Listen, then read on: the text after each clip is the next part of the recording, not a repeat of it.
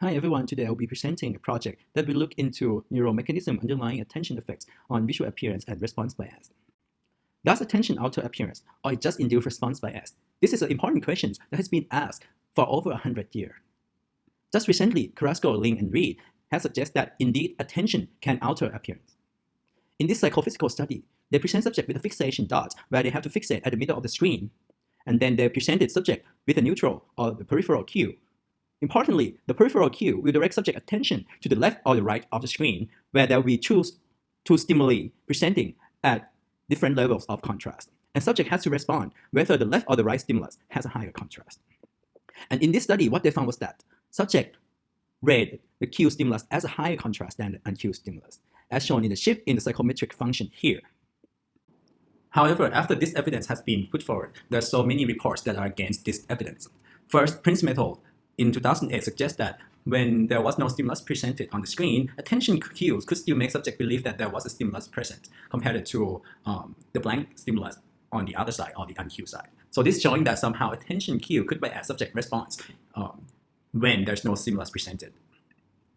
Also, Schneider has reported in many studies that the comparative judgment task that Carrasco, Ling, and Lee invented is bias prone, and they suggest this new equality judgment method where they ask subjects whether the two stimuli were rendered at the same or different contrast, and they thought that this method is less bias prone. They found that there's no shift in psychometric function as a function of attention shown in the left figure here. However, if they're using the comparative judgment task like Carrasco, Ling, and Reed, they found exactly the same results where attention could induce change in the psychometric function, suggesting that with comparative judgment task, attention could be inducing response bias.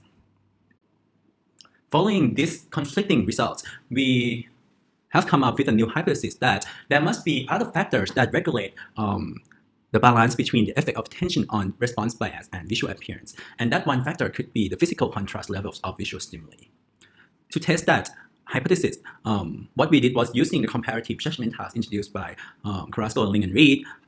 And what we did differently was that we manipulated the contrast of the cue and uncue stimuli at a wider range of contrast level. So in this case, the cue contrast could be 0, 5, 10, 20, 40, or 80, paired with the uncue contrast of 0, 5, 10, 20, 40, or 80.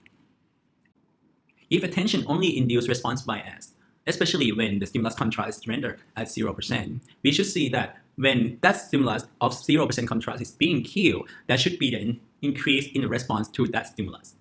And this should lead to the increase in baseline offset response bias shown in this figure.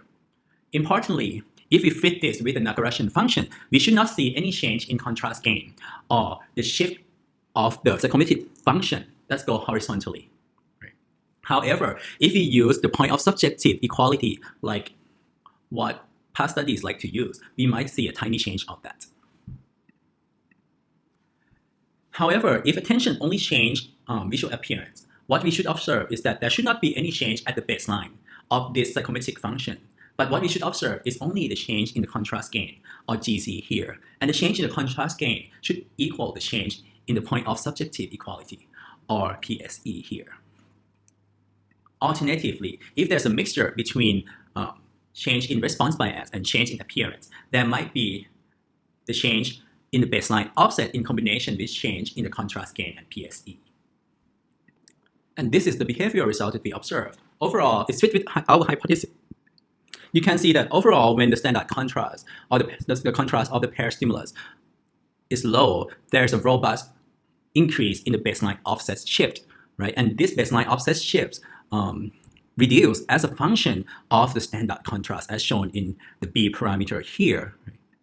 And because our psychometric function could go only up to 1, when there's a reduction in baseline offset shift, there should be the increase in the response gain, or the difference between the maximal point compared to the baseline offset. Importantly, if you look at the contrast gain values or the horizontal shift of the psychometric function, you will see that when the standard contrast is 0, there is no shift in the psychometric function horizontally. However, this shift starts to grow as a function of the standard contrast.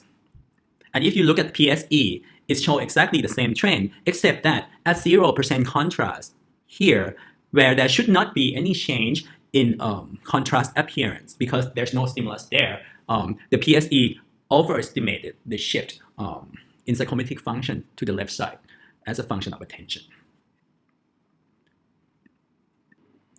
Following Schneider's argument, we also think that stimulus uncertainty could be another factor that regulate the balance between attention effects on appearance and response bias. So in this case, we ran exactly the same study, but using different method. And in this case, we used equality judgment task.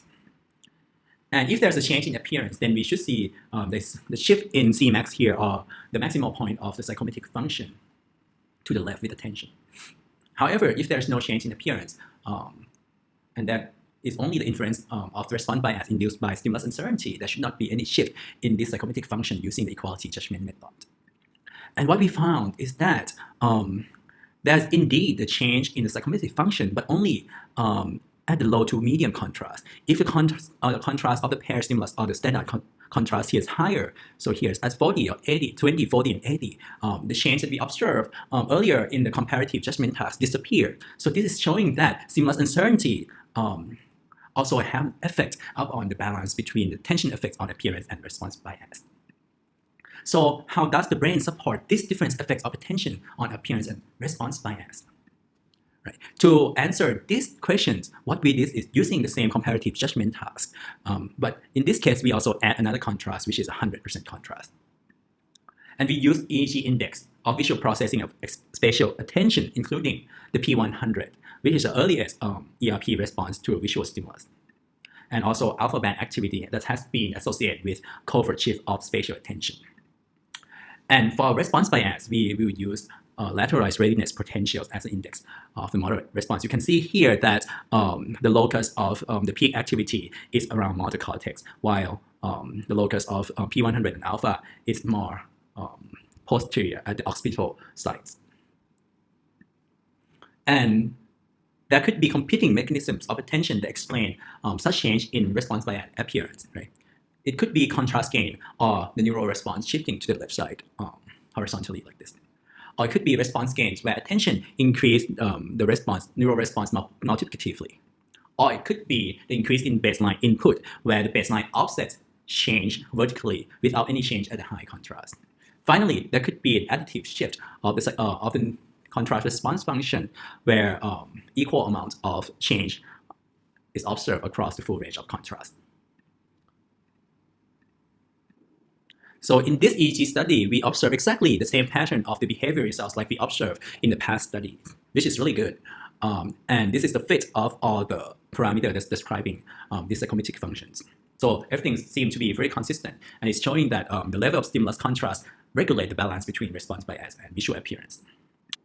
Next step is using an ideal observer based on signal detection theory to explain our behavior data. When we use contrast gain mechanism, what we observe is that it's the worst at explaining our behavior data.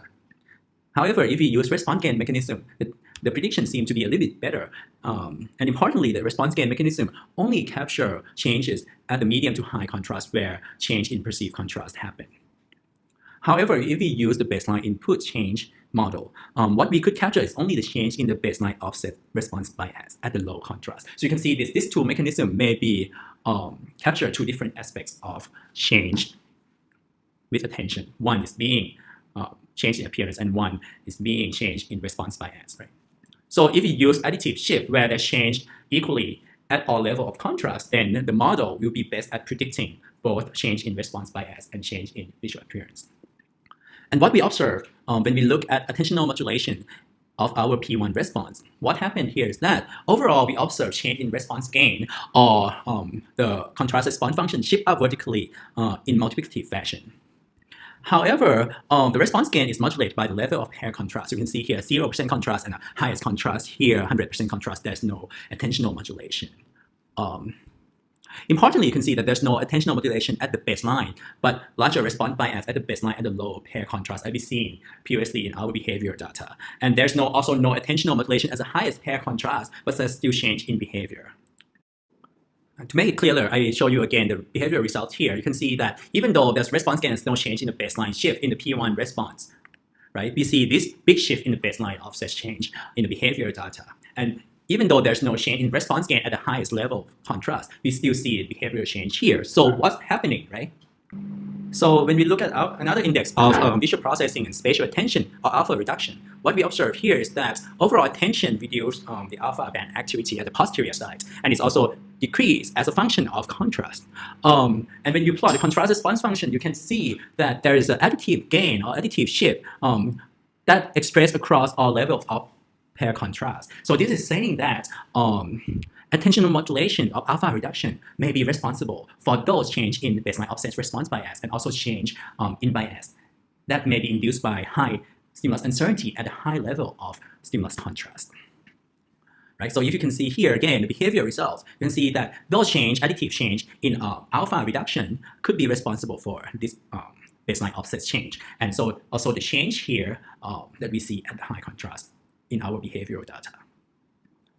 Lastly, when we look at the lateralized readiness potential, or LRP, you can see here that this is just an example of one condition where the contrast of the Q stimulus 0 paired with the unQ stimulus of 0, there will be a bias on the contralateral side to the response hands, right? So this will be plotted in this contrast response function, somewhat like a contrast response function, where there's a bias towards the Q side, right? And as the stimulus on the uncued side has a higher contrast, this bias would be reduced, right, and then go to the opposite side, saying that subjects are now deciding that the other stimulus has a higher contrast. And this modulation of the LRPs actually track all aspects of our behavioral response, even without any change in our P100 modulation. So you can see here that the reductions in the baseline offset in our behavioral data here could be explained by the change in the amplitude of our LRP results, even though there's no change at the baseline offset of the P100. And we think that this bias being induced by the additive shift in our alpha band activity. Also the same here, right? Where there's no change in the P100 gain modulation here at the highest percent contrast, we still see the bias at the level of the LRP, which suggesting that this type of bias could bypass the early sensory responses and affect only in the alpha band activity, and this could lead to response bias. So in conclusion, the effect of attention on change in contrast appearance and response bias depends on the level of stimulus contrast and stimulus uncertainty. Changes in contrast appearance may be supported by response gain changes of early sensory response as indexed by P100. Changes in response bias are supported by additive shift in alpha band activity, and these two different results suggest that different neural mechanisms could underlie an effect of attention on contrast appearance and response bias. Thank you.